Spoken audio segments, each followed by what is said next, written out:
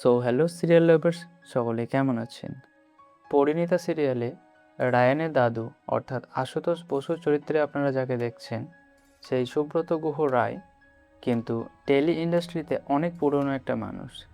নিমফুলের মধুর অখিলেশ জেঠু বলে সবাই ওনাকে চেনেন। ওনার লাইফে অনেক গল্প আছে।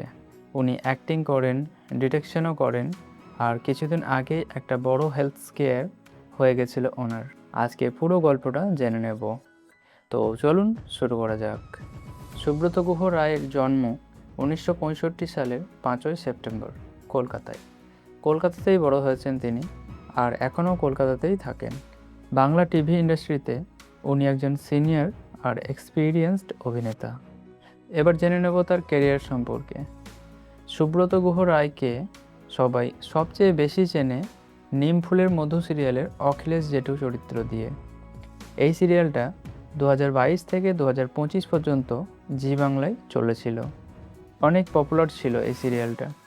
এছাড়াও উনি কাজ করেছেন মেঘে ঢাকা তারা, ম্যাজিক, শেষ অঙ্কর মতো অনেক ছবি আর সিরিয়ালে।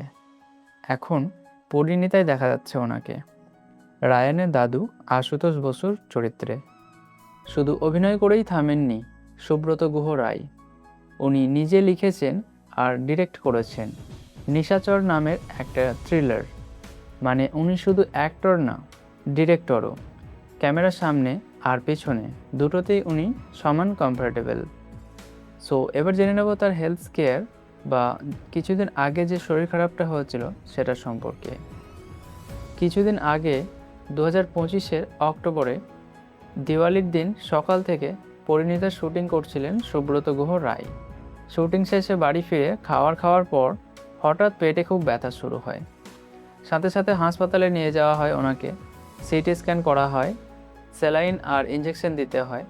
উনি নিজে বলেছিলেন মাঝে মাঝে এরকম প্রবলেম হয়। কয়েকদিন হাসপাতালে থেকে সুস্থ হয়ে আবার শুটিংয়ে ফিরে আসেন তিনি।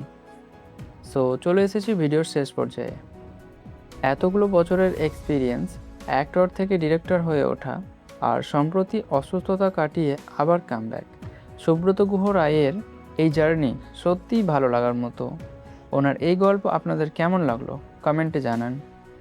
অ্যান্ড ভিডিওটা ভালো লাগলে ভিডিওটাকে একটা লাইক করুন, আর চ্যানেলটাকে সাবস্ক্রাইব করে পাশে থাকুন এই ধরনের বায়োগ্রাফি রিলেটেড ভিডিও সবার আগে পাওয়ার জন্য। Thank you.